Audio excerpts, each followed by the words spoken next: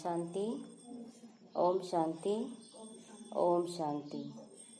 आज बाबा कह रहे, मीठे बच्चे, बाप तुम्हें नई दुनिया के लिए राजयोग सिखला रहे हैं, इसीलिए इस पुरानी दुनिया का विनाश भी जरूरी है। हम लोगों को राजयोग सिखलाया जा रहा, राजा बनाने का योग नई दुनिया के लिए, इसलिए इस दुनिया का विनाश बाबा कहता है जरूरी है। प्रश्न है, मनुष्य में कौन सी एक अच्छी आदत पड़ी हुई है लेकिन उससे कोई प्राप्ति नहीं होती है? मनुष्यों में कौन सी एक अच्छी आदत है लेकिन उससे कोई भी प्राप्ति नहीं होती है? उत्तर है, मनुष्यों में भगवान को याद करने की अच्छी आदत पड़ी हुई है। जब भी कोई बात होता है तो क्या कहते हैं? हे भगवान, हे भगवान। सामने शिवलिंग का रूप आ जाता है, लेकिन पहचान ना होने के कारण प्राप्ति कुछ भी नहीं होता, केवल हम लोग प्रार्थना करते रह जाते हैं। फिर कह देते हैं कि सुख और दुख तो सब भगवान ही देता है। तुम बच्चे अभी ऐसा कहोगे क्या? ऐसा हम बच्चे नहीं कहेंगे, क्योंकि वो दुख नहीं सुख देता है, दुख हरने वाला है। ओम शांति। बाप जिसको रचता कहा जाता है, किसका रचता है? किसका रचता है? शिव बाबा। कल की परसों की मुरली में आया था ना कि सृष्टि की रचना शिव बाबा नहीं करता, सृष्टि तो अनादि बना हुआ है। नई दुनिया की रचना करता है, नई दुनिया बनाता है, पुरानी को नया बनाता है। बस आत्माओं के अंदर संस्कार भरता, दैवी गुण भरता, लेकिन आत्माओं को थोड़ी रचेगा। आत्मा तो अविनाशी है। बाबा कहता नई दुनिया की रचना करता। नई दुनिया को कहा जाता है स्वर्ग सुखधाम। नाम कहते हैं परंतु समझते कुछ भी नहीं। कृष्ण के मंदिर को भी सुखधाम समझते हैं, जाकर कीर्तन भजन करते हैं। अब वो हो गया छोटा सा मंदिर। कृष्ण तो विश्व का मालिक था ना, तो बेहद के मालिक को जैसे हद का मालिक बना देते, एक छोटा सा मंदिर में बैठाकर मालिक बना देते हैं। तो कृष्ण के छोटे से मंदिर को सुखधाम कहते हैं। बुद्धि में ये नहीं आता है कि वह तो विश्व का मालिक था, भारत में ही रहने वाला था। तुमको तो अभी सब कुछ पता है ना। ऐसा तो नहीं कहोगे कि हमें नहीं पता है। बाप को तो सब कुछ पता, वह सृष्टि के आदि मध्य अंत को जानता है।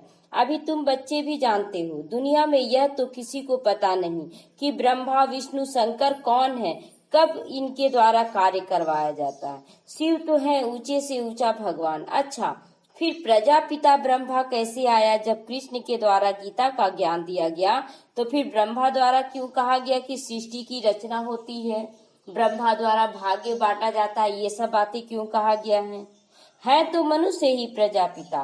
प्रजापिता है प्रजा का पिता, तो ब्रह्मा तो जरूर यहाँ चाहिए ना, जिस समय ब्राह्मण को पैदा किया जा सके।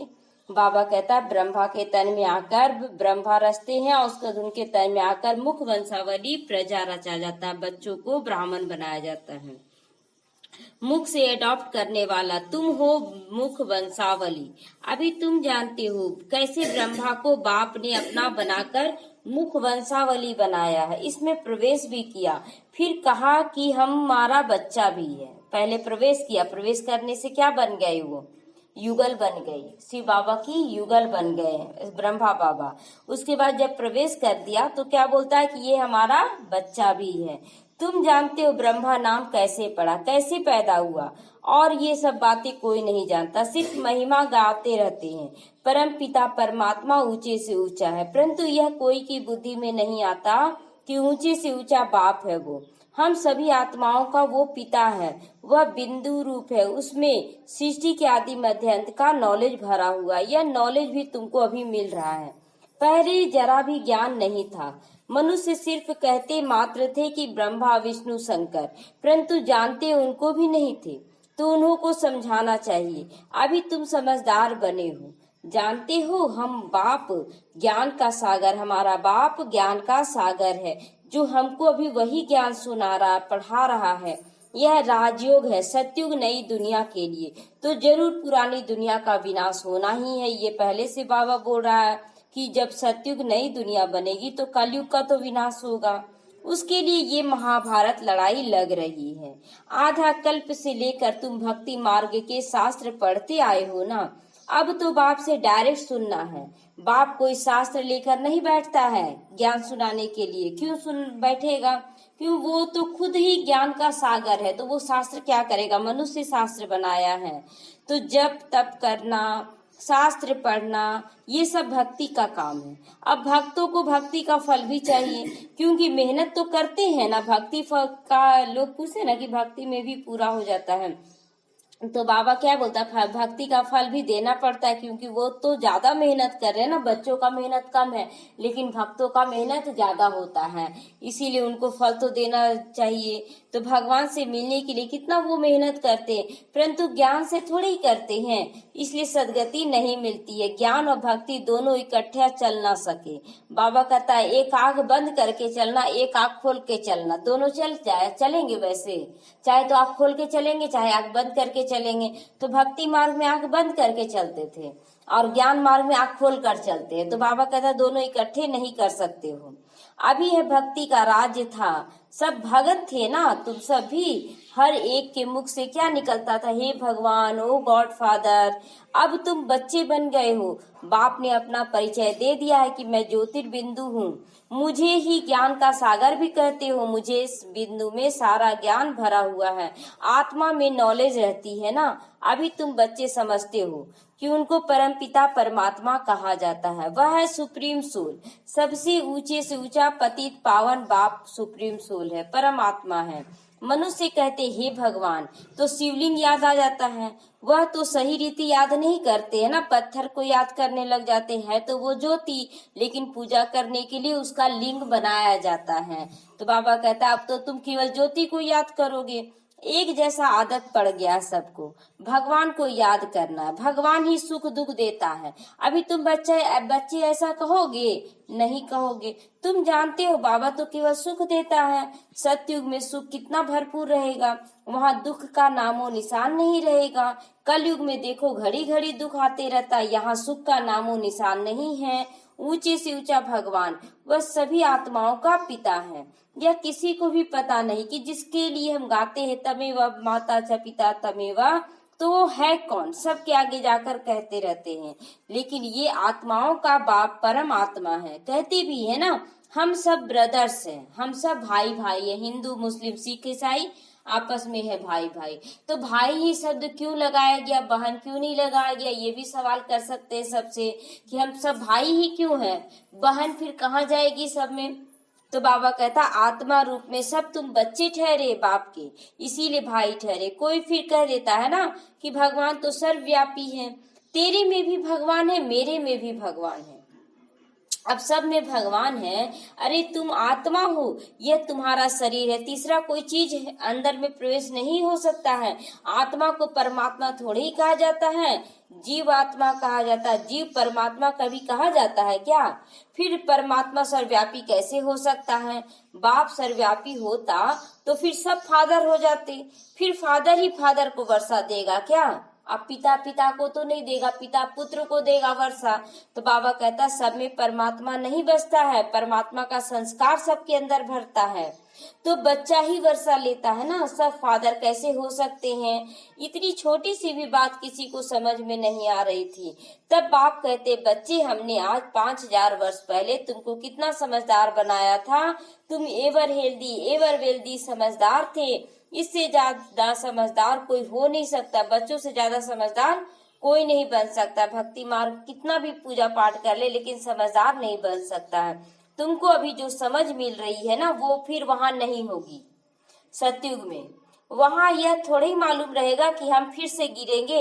अगर यह मालूम होगा तो सुख की भाषा ना आए। अगर हम लोगों को बहुत खुश होके कहीं जा रहे हैं, अगर मालूम हो जाएगा कि थोड़ा दूर चलेंगे और हम गिर जाएंगे, तो हमको वो खुशी क्या हो जाएगा? गुम पहले ही से हो जाएगा कि आज तो मेरा पक्का है कि गिर जाएंगे। तो इसीलिए बाबा कहता है कि वहाँ सतयुग में मालूम नहीं रहेगा कि हम लोग कैसे पाए ये प्रारब्ध, फिर हम गिरेंगे, ये सब नॉलेज वहां नहीं रहेगा, बस हम लोग सुख में रहेंगे। तो यह ज्ञान प्राय वहां लोप हो जाता है। यह ड्रामा का ज्ञान सिर्फ अभी तुम लोगों की बुद्धि में है। इसीलिए जब भी कोई सीरियल बनाते हैं ना भक्ति मार्ग का, तो उसमें क्या दिखाते हैं? जैसे ही उन लोगों को कुछ समझ में आता है, उसके बाद क्या होता है? उसका बुद्धि को शांत कर दिया था, उसका मतलब जो भी याद है खत्म कर दिया था कि ये सब तुमको याद नहीं रहेगा। तो वो सब अभी का गायन है कि हम लोगों को सारा ज्ञान अभी दे दिया जा रहा कि कैसे क्या करना है, लेकिन सतयुग में जाएंगे तो वो ज्ञान नहीं रहेगा। अभी एक बच्चा अगर पुनर्जन्म लेकर आता है, हम लोग तो सब पुनर्जन्म में आए हैं, लेकिन हम लोग जब इस जन्म में आए, अब पिछले जन्म का याद नहीं है तो अच्छा से हम लोग सब काम कर रहे हैं। लेकिन कोई बच्चा को देखे होंगे कि जो पुनर्जन्म में याद आ जाता है उसका, तो वो भटकना शुरू करता है कि तुम मेरी माँ नहीं हो, मेरा घर तो वहां है, मेरी माँ बाप वो है, और उन लोग भी स्वीकार नहीं करता है कि ये मेरे घर का नहीं है, तो वो बीच मझधार में फंस जाता है ना कि अब किधर जाएं। इसीलिए वो ज्ञान भुला दिया जाता है। बाबा कहता है वो याद नहीं आता, केवल कुछ साल तक याद रहता है, जब तक वो नाबोध रहता है, जब तक छोटा रहता है। तो ब्राह्मण ही अधिकारी रहते, तुम्हारी बुद्धि में अब ब्राह्मण वर्ण के हैं। अभी हम लोगों को भी ये ज्ञान पूरा पक्का होना चाहिए कि हम लोग शूद्र वर्ण से निकलकर ब्राह्मण में पहुंच गए, तो अब शूद्र वर्ण का कुछ भी याद ना रहे। तो अब कल की मुरली में क्या आया था कि कैसा रोल अपनाना है, कोई भी कैसा रोल भी अपनाए, लेकिन क्या सोचना उस समय कल बताया गया था ना कि हाँ, हम लोगों को अपना रोल मिला है तो एकदम परफेक्ट रोल निभाना है। तो अगर ये हर वक्त याद रहेगा ना कि हमको अपना रोल अच्छा से अच्छा निभाना है ना, तो फिर उसका रोल का असर हमारे ऊपर नहीं पड़ेगा, एकदम आसान हो जाएगा फिर कि वो रोल तो बहुत अच्छा निभा रहा है, विलन का रोल उसको मिला तो वो तो बहुत अच्छा निभा रहा है। लेकिन अगर हीरो का रोल नहीं अपनाते तो हम क्या हैं, उससे कम हो जाएंगे। तो ये आसान कर दिया बाबा कल के मुरली से। तो इसीलिए बाबा कहता है ना कि अब तुम ब्राह्मण वर्ण के बने हो, शूद्रपना नहीं लाना है। ब्राह्मणों को ही बाप ज्ञान सुनाते, ब्राह्मण फिर सबको सुनाते। गायन भी है ना, भगवान ने आकर स्वर्ग की स्थापना की थी, राजयोग सिखाया था।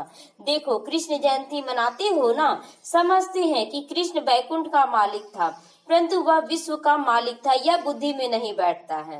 बैकुंठ का मालिक तो सभी जानते हैं कि है, लेकिन विश्व का मालिक था ये कोई नहीं जानता है। तो बाबा कहता अब तुम सब बच्चे भी क्या है, बैकुंठ में जाने की तैयारी कर रहे हो। जब उनका राज्य था तो कोई और धर्म नहीं होता है, उनका ही सारे विश्व पर राज्य होता है, और जमुना के किनारे ही ये राज्य बसता है। अब तुमको यह कौन समझा रहा है, स्वयं परमात्मा समझा रहा है। बाकी वह जो वेद शास्त्र आदि सुनाते रहते हैं वो सब भक्ति मार्ग के शास्त्र है, यहाँ तो खुद भगवान तुमको ये सब बात सुना रहा है। अभी तुम समझते हो हम पुरुषोत्तम बन रहे। पुरुषोत्तम बनना मतलब, पुरुषोत्तम मतलब बनना, यानी कि इतनी सारी आत्माओं में हम एक आत्मा उत्तम बन रहे हैं, तो इसीलिए इसको कहते हैं पुरुषोत्तम। पुरुषों में एक आत्मा उत्तम बन रहे हैं। तो तुमको ये बुद्धि में होना चाहिए कि हम कितनी महान आत्माएं हैं, जो स्वयं परमात्मा चुना है, विशेष आत्मा है, हम शांति धाम की रहने वाली हैं। 21 जन्म जाकर हम प्रारब्ध भोगेंगे इस जन्म का किया हुआ, इसलिए इस जन्म में कोई भी आस नहीं रखनी है। तुम बच्चों को अंदर में खुशी से गदगद हो जाना चाहिए कि बेहद का बाबा शिव बाबा हमको पढ़ा रहा है, वह ज्ञान का सागर, सृष्टि के आदि मध्य अंत का ज्ञाता है। ऐसा बाबा हमारे लिए आया है तो खुशी में गुदगुदी होनी चाहिए कि हम क्या से क्या कर ले। बाबा एक जन्म इतना थोड़ा सा समय मिला है, बाबा हम क्या से क्या कर ले, ये नशा चढ़ जाना चाहिए अपने आप को। लेकिन क्या होता है ना, देह भान में आने से कुछ न कुछ नशा समाप्त हो जाता है और शूद्रपने में चले जाते, ये ऐसे कर रहा है, वो ऐसे कर रहा है, हमें भी ऐसे करना है। तो बाबा को कहते हैं, बाबा हमने आपको अपना वारिस बनाया। अब कैसे वारिस बनाया, बाप बच्चों पर वारी जाते हैं, बच्चे फिर कहते हैं भगवान आप जब आएंगे ना तो आप पर वारी जाएंगे, बच्चा आपको बनाएंगे। यह भी अपने बच्चों को ही वारिस बनाता है ना, शिव बाबा भी अपने बच्चों को वारिस बनाता है, तो हम लोगों को भी शिव बाबा को अपना वारिस बनाना है।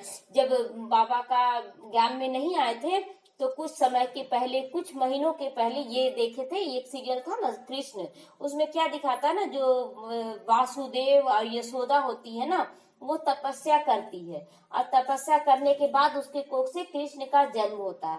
तो भगवान से बात करने लगे अचानक कि भगवान ये अगर समय हमको मिल जाता ना तो हम भी ये तपस्या करते, सब कुछ छोड़ छाड़ के निकल जाते कि कृष्ण मेरी कोख से जन्म ले।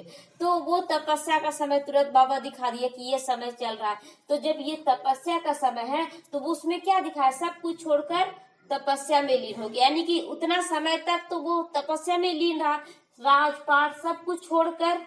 तो यहाँ भी हमें क्या करना, तपस्या में लीन होने के लिए राजपाट छोड़ देना है, एकदम क्या करना, सेवा में लीन हो जाना। कितना हम सेवा करें कि हम सतयुग में पहुंच जाए। ब्रह्मा बाबा क्या किया, अपना राजपाट छोड़कर एकदम भिखारी में आ गया। बाबा का क्या बोला कि मेरा कुछ भी नहीं, अब सब कुछ बाबा का है।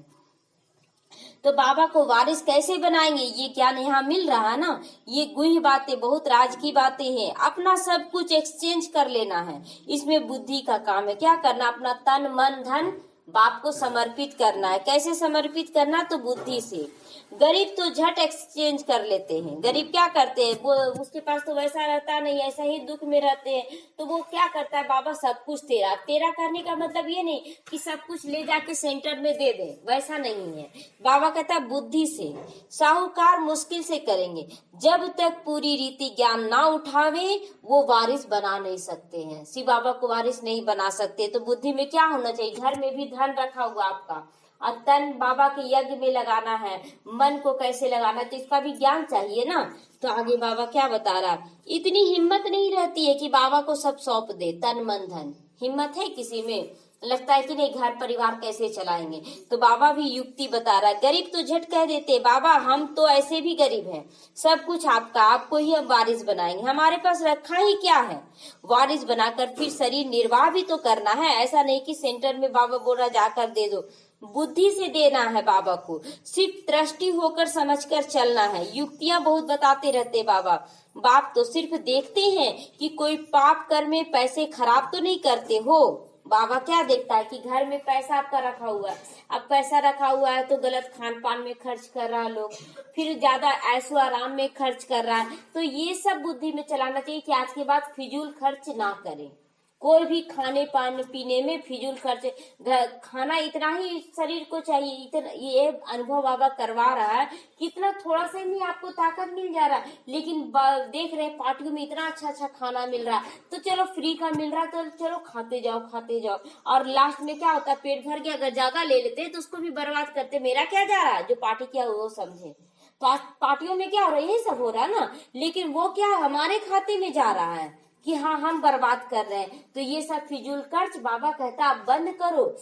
कपड़ा है जिसके पास 2 कपड़ा या 4 कपड़ा में चल रहा है, ठीक है, जब जरूरत है, बाबा ये भी नहीं बोलता है कि तुमको नहीं लेना है, जरूरत है तो लो। लेकिन क्या लोग करते, फैशन के दौर में लेते जा रहे हैं कपड़ा, तो ये भी फिजूल खर्च हुआ। तो बाबा कहता है चेक करके करना, दृष्टि होकर चलना, माना हर बात को स्वीकार करना कि बाबा जब मेरा इतना में काम चल रहा था क्यों खर्च करने जाए ज्यादा, उसको लिमिट कर दे, एकदम बाबा के अनुसार चले। किसको दिखाने जा रहे हैं, एक पति पत्नी में बहुत लड़ाई हो रहा है, लेकिन जब भी वो बाजार निकलती है ना, बाजार भी निकलती है ना, तो पूरा लगता है पूरा मेकअप करके, बाद में बोलती है हमको इसमें लगाव नहीं है, लगाव कुछ भी नहीं, हमको कुछ भी नहीं चाहिए। तो फिर तुम किसके लिए तैयार हो रही हो।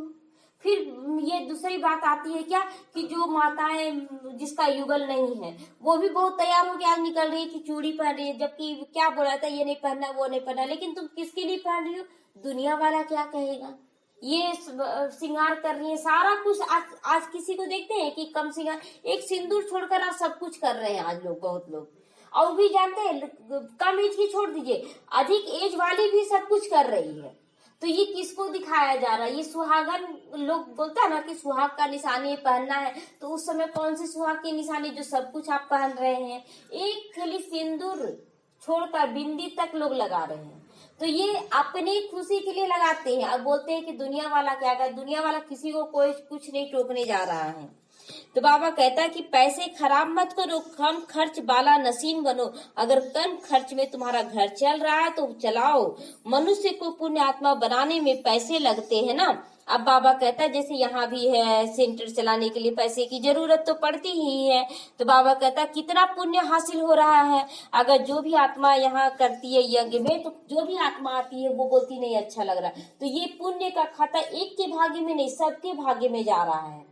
तो बाबा कहता है सोचो कितना पुण्य जमा हो रहा है। मंदिरों में दान करते हो तो वो पंडित ले जाता है, उससे किसका कल्याण हो रहा है, वहां पर किसी का कल्याण नहीं। मंदिर भी बड़ा बना दिया, क्या अधिकार है कि जाते हैं वहां रहें, थोड़ा देर रहेंगे फिर तो लगता है कि नहीं घर जाना, लेकिन यहाँ आने से 1 घंटा में ही लगता है कि बहुत चार्ज हो गए हम, मेरा बैटरी चार्ज हो गया। दिन भर लगता है कि हाँ फ्रेश महसूस करते हैं बाबा का। तो इसलिए बाबा कहता है कि यहाँ पर लगाना है।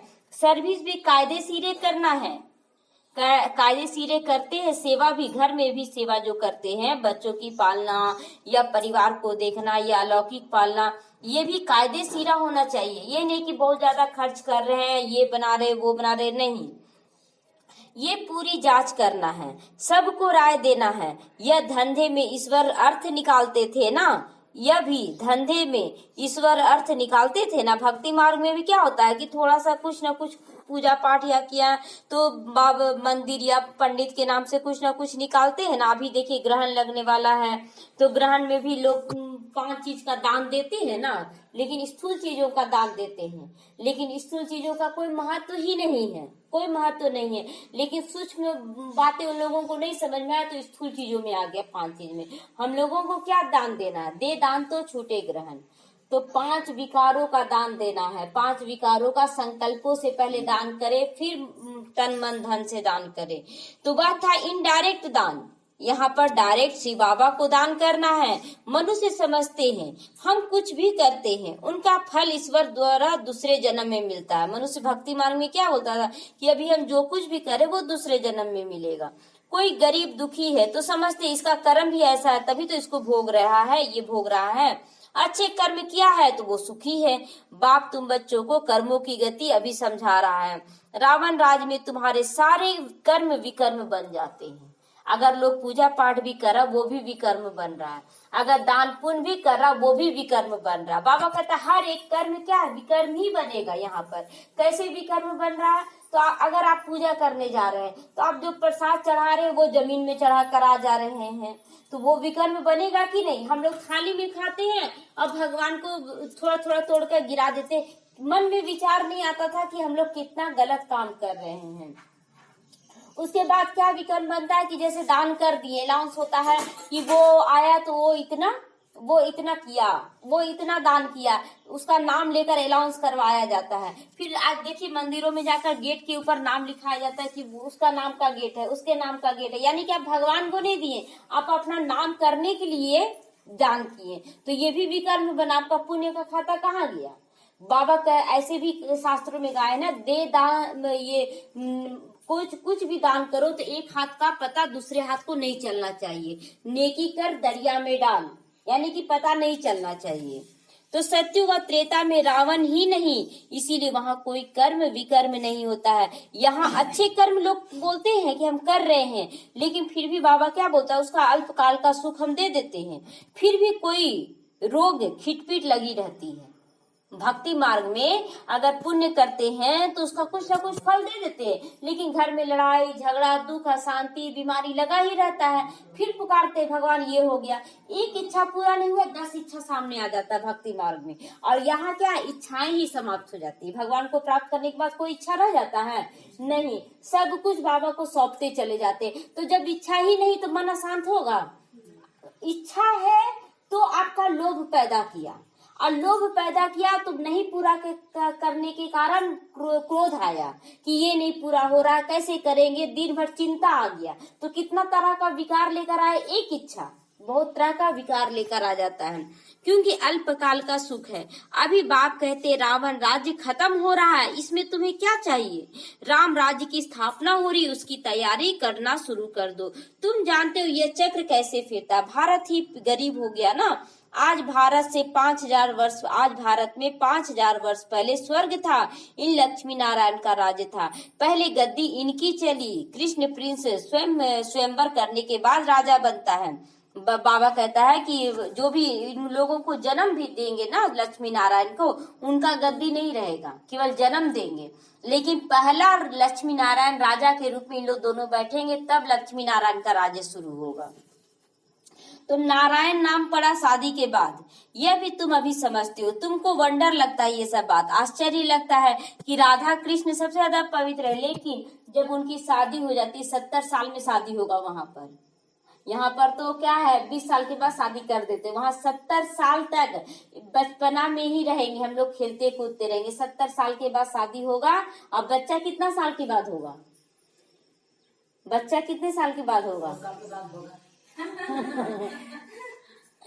नहीं, 70 साल में शादी होता है, उसके बाद है ना एक बेटा होता है और 10 साल के अंतर में एक बेटी होगी।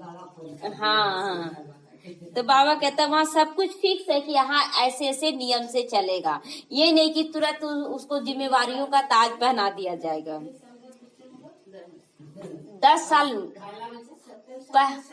शादी होगा, उसके बाद एक मतलब योग बल से एक बच्चा हो जाएगा, बेटा होगा पहले, उसके बाद शादी के बाद ही दोनों का योग बल से शादी 1-2 साल में मतलब बोल रहे हैं, 1-2 शादी के 1-2 साल में, 1-2 साल के बाद नहीं, ये ज्ञान में बाबा 7 डेज कोर्स में आया ना। 1-2 साल के बाद एक बेटा होगा, 10 साल के बाद एक बेटी होगी। वो संकल्प आएगा कि ये आत्मा आने वाली है, तो 2 योग में बैठेंगे और वो फिर गर्भ धारण कर लेगी, इस टाइप से होगा वहां पर। तो बाबा आप सारे रचता और रचना की नॉलेज अभी सुना रहे हैं, आप हमको कितना ऊंचा पढ़ाई पढ़ाते। यहाँ पर देखिए शादी हुआ नहीं, कितना उस पर आ जाता है, जिम्मेवारियों का ताज आ जाता है, ये करो ये करो। एक तरह से अभी वहां के हिसाब से अभी आप देखें तो यहाँ तो बच्चा है 20 साल में, हम लोग 20-25 साल में बच्चे, वहाँ 70 साल, यहाँ तो 70 साल जीना भी छोड़ दीजिए, खत्म हो जाता है वहाँ 70। तो कितना आयु हम लोगों को मिल रहा है, तो कितना यहाँ पुरुषार्थ करना चाहिए। सब कुछ बाबा क्या बोलता है, सब कुछ न्यौछावर हो जाओ, तो बलिहार जाऊं बाबा, हम तो बलिहार जाएं, हमको सिवाय एक बाप के और कुछ भी याद नहीं आना चाहिए। इतना सुंदर यहाँ याद बैठ जाना चाहिए कि एक बाप के सिवाय कुछ भी याद ना आए। अंत तक पढ़ते रहना चाहिए, जरूर टीचर को याद भी करना चाहिए, शिव गुरु को भी याद करना है, शिव पिता को भी याद करना है और सदगुरु को याद करना है। स्कूल में टीचर को याद करते हैं ना कि ये टीचर इतना अच्छा पढ़ा रहा, हमको आगे बढ़ाएगा। उन स्कूलों में तो कितने टीचर्स होते हैं, हर क्लास में हर सब्जेक्ट का अलग अलग टीचर होता है, लेकिन यहाँ पर है कोई सारे बच्चे, यहाँ का क्या है कि छोटा बच्चा है, बड़ा बच्चा, 10 साल 50 साल, सारा बच्चा एक ही मुरली पढ़ता है और एक ही टीचर से पढ़ता है। कितना अलौकिक पढ़ाई है। तो हर एक दर्जे का टीचर वहाँ अलग होता है, यहाँ तो एक ही टीचर बैठा हुआ है। कितना लवली बाप हमें पढ़ा रहा है, लवली टीचर है, बाप भी लवली प्यारा और गुरु भी प्यारा मिला है। आगे भक्ति मार्ग में अंधश्रद्धा से याद करते रहते थे, अभी तो डायरेक्ट बाप पढ़ा रहा, तो कितनी खुशी होनी चाहिए। फिर कहते बाबा हम भूल जाते, जब भी कोई परिस्थिति आता है तो भूल जाते हैं, लेकिन अब भूलेंगे, अब भूलना हो रहा है नहीं, हर बात में याद आता है, तुरंत याद आता है कि नहीं सामने वाला रोल अपना रहा है, हमें अपना रोल, इस तरह से कितना हल्का महसूस होता है कि नहीं, हम बाबा क्या बोला कि उसका रोल अगर महानता बता देंगे तो उसका रोल हमसे ऊपर हो जाएगा। नहीं, हम अपने रोल को अच्छा बताए, हम कैसा रोल में है, शांत स्वरूप, आनंद स्वरूप, सुख स्वरूप, ये हमेशा याद रखना है। तो हमारी बुद्धि में आपको क्यों नहीं याद करेंगे। अब बाबा हमको बुद्धि दे दिया तो बाबा से हम कहते हैं कि क्यों नहीं याद करेंगे। गाते भी है ना, ईश्वर की गति मति ही न्यारी है, बाबा का देने का ढंग न्यारा है। बाबा आपकी गति और सदगति की मत तो बड़ी वंडरफुल लगती है। यहाँ पर लोगों को क्या पता है कि हम लोगों को यहाँ क्या मिल रहा है। ऐसे बाप को कितना याद करना चाहिए। स्त्री अपने पति के गुण गाती है ना, बड़ा अच्छा लगता है। यह उनकी प्रॉपर्टी है, अंदर से खुशी रहती है ना, हम तो बहुत बड़े घर की बहू बन रहे, हम तो उनकी पत्नी बन रहे, बोलते हैं ना बड़े घर में मेरा शादी हो रहा, तो कितना गुण गाती है। तो अभी हमको कितना गुण गाना चाहिए था, हमको डायरेक्ट शिव बाबा का युगल बनने का मिला मौका कि हम उनकी पार्वतियां हैं, कितना नशा चढ़ना चाहिए। तो यह तो पतियों का भी पति मिल गया ना, बापों का भी बाप मिल गया, हमको कितना सुख मिलना चाहिए, अथाह सुख में रहना चाहिए। लेकिन सुख कम क्यों हो जाता है, देवभान में आ जाते हैं, पुराना शूद्रपना याद आ जाता है कि हम तो वहां के हैं, वहां की बहू हैं। अब सबसे ज्यादा दुख मिलता है कब, इस कलयुग में। हाँ, टीचर से सुख बहुत मिलता है क्योंकि पढ़ाई से इनकम होती है ना। गुरु हमेशा किया जाता है वानप्रस्थ में, बाप भी कहते मैं वानप्रस्थ में आता हूँ। गुरु पुराने जमाने में क्या लोग करते थे कि जब बूढ़े हो जाते थे ना तो सब कुछ सौंप कर चले जाते थे। यहाँ भी बाबा क्या बोला कि वानप्रस्थी में आया, ब्रह्मा बाबा बूढ़ा हो गया था, 60 साल का हो गया था, उसके बाद शिव बाबा भी वानप्रस्थी है, ब्रह्मा बाबा भी वानप्रस्थी में आ गया, लास्ट समय में आ गया, और शिव बाबा भी वानप्रस्थी है, यानी कि वाणी से परे रहने वाले स्थान से आया है ना, परम धाम से आया, तो इसलिए वानप्रस्थ बोलते हैं। यह भी वानप्रस्थी, मैं भी वानप्रस्थी, यह सब मेरे बच्चे भी वानप्रस्थी हो गए। यहाँ पर बोलते हैं बच्चे का भी आज बाल पक रहा है, तो बोलते ना आज बाल क्यों पक रहा है, क्योंकि अभी सब बूढ़े हो चुके हैं, इसीलिए सबका सब कुछ हो रहा है। तो बाप, टीचर, गुरु तीनों इकट्ठे अभी हम लोगों को मिला है, कितना महान भाग्य है। बाप टीचर भी बन जाता है, गुरु भी बन गया। आप सोचिए कि आपका ही बाप आपका टीचर स्कूल में रहे तो बच्चों को नशा चढ़ता है कि नहीं, कि मेरा पिता है वो, मेरा पिता है, मेरा स्कूल का प्रिंसिपल है वो, और हम लोगों को नशा खत्म हो जाता है। अरे मेरा बाप, मेरा टीचर, मेरा सदगुरु सब मेरा वही है, मेरा पति, मेरा पुत्र सब वही बनकर आ गया है, तो इतना नशा चढ़ना चाहिए। उस एक बाप की महिमा है ना, ये बातें और कोई शास्त्र में लिखा हुआ है क्या कि वो मेरा पुत्र भी बन गया, पिता भी, बेटा बेटी सब वही बन गया है। तो बाबा हर बात अच्छी रीति समझा रहे हैं। इतनी ऊंची नॉलेज कोई होती नहीं, जानने की दरकार ही नहीं रहती। हम सब कुछ जानकर विश्व का मालिक बन जाते हैं। जास्ती क्या करेंगे जानकर। अब लोग बोलते हैं ना, शास्त्रों वाला क्वेश्चन आंसर यहाँ करते हैं। अरे जब जान रहे कि डायरेक्ट हमको भगवान मिल गया, बाबा से कोई क्वेश्चन आंसर नहीं, जो देगा माँ बाप अच्छा ही देगा, ये पूरा विश्वास होना चाहिए कि माँ बाप, जैसे बोलते हैं ना कि बेटा बेटी का पालना माँ बाप करता है, तो बच्चे क्या कभी कभी बोल देते हैं कि आप तो हमको ये नहीं दे रहे हैं, आप हमको ये नहीं दे रहे हैं, लेकिन माँ बाप ऐसा हो सकता है कि बच्चों को ना दे, वो अपनी स्थिति के अनुसार उससे ज्यादा देने की कोशिश करता है। और यहाँ भी शिव बाबा हमारा माता पिता है, तो कितना देने आया है, लेकिन हम बच्चे क्या है सोचते हैं पता नहीं, हम देखने जाएंगे। बहुत बच्चों का ये सवाल उलझ जाता है, हम देखने जाएंगे क्या, जो सुख भोगना यहाँ भोग लो। तो ये भी क्या है, उस पर क्या करे, संदेह कर रहे हैं। और बाबा क्या कह रहा है, तुमको सब कुछ यहाँ अनुभव करवाएंगे, तुम अंदर से खुशी महसूस करोगे, बाहर टेम्पोररी खुशी नहीं होगा। तो बच्चों की बुद्धि में तब खुशी में है, और उसी याद में रहे तब खुशी होती है। पुण्य आत्मा बनने के लिए याद जरूर रहना चाहिए। माया का धर्म है तुम्हारा योग तोड़वा देना।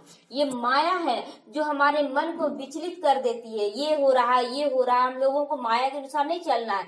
अगर माया विघन भी डालती है तो क्या बोलना है कि तुम कितना भी डालो, हम भगवान के बच्चे बने, भगवान का बच्चा माना, भगवान मेरा रखवाली करेगा, जो करना है बाबा को सौंप देना है। तो बाबा कहता है योग में माया बहुत विघन डालेगी, भूल जाएंगे, माया के तूफान बहुत आएंगे। यह ड्रामा में अभी नूंधा हुआ है। सबसे आगे तो यह है ना, तो सबसे ज्यादा अनुभवी भी बना। सबसे ज्यादा कौन है आगे, ब्रह्मा बाबा। सबसे ज्यादा क्या उन्हीं को ना झेलना पड़ा। हम बच्चे तो कुछ भी नहीं झेल रहे जितना ब्रह्मा बाबा को झेलना पड़ा है। तो मेरे पास जब आए तब तो मैं समझाऊं ना। अब बाहर वाले बच्चे बोलते हैं कि हम लोग का क्या भगवान नहीं है, तो भगवान क्या बोलता है कि जब तुम मेरे पास आओगे तब तो तुमको राज बताएंगे। जो राज जान गया वो नाराज नहीं होगा। मतलब क्यों बीमारी आता है, इतना पूजा पाठ किए बीमारी आ गया बाबा। अभी आप लोग राज नहीं जान रहे थे कल कि हम लोग अगर आने वाला समय में अगर बीमार पड़ेंगे तो राज नहीं जानने के कारण क्या बोलते, बाबा आपका नाम तो ले रहे थे फिर बीमारी क्यों आया। कल राज आपको पता चल गया तो नाराज तो नहीं होंगे कि नहीं ये मेरा हिसाब किताब है जो चुकता हो रहा है। तो नहीं जानने के कारण है ना लोग अंगुली उठा देता है कि हम तो बाबा बाबा कर रहे थे फिर ये मुश्किल क्यों आया।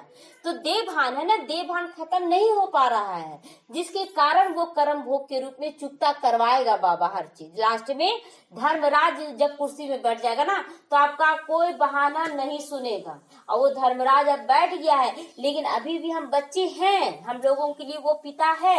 ये डर बैठ कर मत रखे कि धर्मराज बैठ गया तो हम लोग का अब हिसाब किताब करेगा। अभी भी हम लोग के पास पूरा समय, लास्ट तक समय है कि हम लोग बाप के रूप में पालना ले सकते। ये संकल्प करे कि बाबा हमको आपके अनुसार चलना है। यह सब माया का तूफान है जो तुम्हें उलझा रही है। बाबा के पास आते हो तो तुम्हारे पास माया भी आ जाती है। माया का तूफान ही ना आए, योग ही ना रहे तो कर्मातीत अवस्था हो जाएगा ना। जब दादियां लोग 14 साल तपस्या की थी ना, तुम लोग का कर्मातीत अवस्था हो गया था। लेकिन बाबा उनके द्वारा सेवा करवाना था ना, तो इसीलिए जबरदस्ती सब दादियों को क्या किया, जाओ अपने अपने घर में जाओ। अब दादियां सोच में पड़ गई कि जिस घर को हम लोग इतना लड़ाई झगड़ा करके छोड़ कर आए और उसी घर में बाबा भेज रहा है। तो बाबा क्या बोला कि अब तुम बेटी, बहू, पत्नी ये सब बन के मत जाओ, अब तुम इष्ट देवी बन के जाओ। तो कर्मातीत अवस्था हो जाता ना, इसलिए उन लोगों को सेवा पर भेजा। तो इसीलिए बाबा कहता है कि अगर इतना हो जाएगा ना तो फिर सेवा होगा कैसे, ये लास्ट समय में सबका कर्मातीत होगा। तो कर्मातीत अवस्था हो जाएगी तो सब चले जाएंगे। शिव की बारात गाई हुई है ना, शिव बाबा आए हैं, सब आत्माओं को ले जाने के लिए आए हैं। बारात कैसा होता है कि उसका जो खास परिवार वाला होता है दूल्हा या दुल्हन के साथ रहता है, और जो थोड़ा दूर का परिवार होता है वो बाराती या सराती बन जाता है। तो हम लोग किसमें बनने वाले हैं, दूल्हा का साथ बनने वाले हैं। तो हम लोग एक तो पार्वती बन के जयमाला लेके खड़े रहे पहला, दूसरा अगर कम पुरुषार्थ है वो उसका परिवार वाला बन जाए, तो ये फिर भी नजदीक हुआ। लेकिन बाराती या सराती हम लोग को नहीं बनना है। वो आत्माओं का बाराती कौन बनता है, शिव बाबा का भूत बैताल बनता है। तो यहाँ की जो आत्माएं लास्ट में कर्म भोग चुकता करके बनेगी ना, तो तड़प तड़प के शरीर छोड़ना माना वो भूत प्रेत बन गई, और हम लोग आसानी से शरीर छोड़े यानी कि फरिश्ता बनकर जाएंगे। तो ये तय करना है कि हम लोग को कैसे शरीर छोड़ना है। शिव बाबा आते हैं, सबको ले जाने के लिए आए हैं। सतयुग इतनी आत्माएं थोड़ी रहेंगी सतयुग में, इसीलिए थोड़ी आत्माओं को ही चुना जा रहा। संदेश सबको दिया जा रहा ताकि उलाहना ना दे, संदेश सबको दिया, लेकिन आएगी वही आत्मा जो कल पहले आई थी। अच्छा, मीठे मीठे सीखी लदे बच्चों प्रति माता पिता बाप दादा का याद प्यार और गुड मॉर्निंग। रूहानी बाप की रूहानी बच्चों को नमस्ते। बच्चों की ओर से रूहानी माता पिता बाप दादा को याद प्यार गुड मॉर्निंग और नमस्ते नमस्ते। आज धारणा के लिए मुख्य सार है, शिव बाबा को अपना वारिस बनाकर सब कुछ एक्सचेंज कर लो, सब कुछ बाप को समर्पित कर दो। वारिस बनाकर शरीर निर्वाह भी करना, ये नहीं कि निर्वाह करने का मतलब सब कुछ दे देना। बाबा कहता अपना परिवार वालों को भी पालो, अपने आप को भी पालो। केवल दृष्टि होकर समझकर चलना है। पैसा कोई भी पाप कर्म में आज के बाद नहीं लगाना है। सोचते ना कि चलो इसको दे दे, इसको दे दे, थोड़ा पंडित को दे दे, उसको किसी को भी नहीं देना है। हाँ, नहीं देना है। हाँ, अंदर में खुशी में गुदगुदी होती रहे कि स्वयं परमात्मा ज्ञान का सागर हमको पढ़ा रहा है। पुण्य आत्मा बनने के लिए याद में रहना, माया का तूफान से डरना नहीं है। यहाँ आने के बाद क्या होता है, शुरुआत में पालना बाबा देता है, बहुत अच्छा पालना देगा, गोद में उठाकर चलता है, जो बोली सब कर देगा। लेकिन जैसे जैसे बड़ा होने लगता है बच्चा भी, तो उसको हाथ छोड़ना पड़ता है कि अगर नहीं छोड़ेंगे तो चलना सीखेगा कैसे। तो उसी तरह यहाँ भी परमात्मा क्या है, फिर नीचे उतारता है हम लोगों को और बोलता है माया का विघन का सामना करो। तो एक दो बार तो हम लोग जब चिल्लाते हैं बाबा आ जाओ, तो तुरंत मदद भी कर देता है। लेकिन जैसे जैसे हम लोग बड़े होते हैं तो विघन में बाबा नहीं आएगा, और नहीं आएगा तो हम लोग बोलेंगे भगवान तो मेरा सहयोग ही नहीं दे रहा। नहीं, बार बार देगा तो हम लोग तैयार कैसे होंगे। इसीलिए ये नहीं सोचना है, बाबा पीछे होकर देखता रहता है कि मेरा बच्चा कितना तकलीफ में, और जब ज्यादा आ जाते हैं तकलीफ में तो तुरंत ठीक भी कर देता है। तो इसलिए तूफान से अब आज के बाद डरना नहीं, कोई भी तूफान आ जाए, बस ये देखना सामने वाला अपना रोल अदा कर, हमको अपना रोल बनाना है, अच्छा बनाना है। वरदान है, रूहानियत की स्थिति द्वारा व्यर्थ की बातों का स्टॉक समाप्त कर दो और खुशी का खजाना जमा करो। रूहानियत की स्थिति यानी आत्मिक स्थिति द्वारा व्यर्थ की बातों को स्टॉक समाप्त कर दो।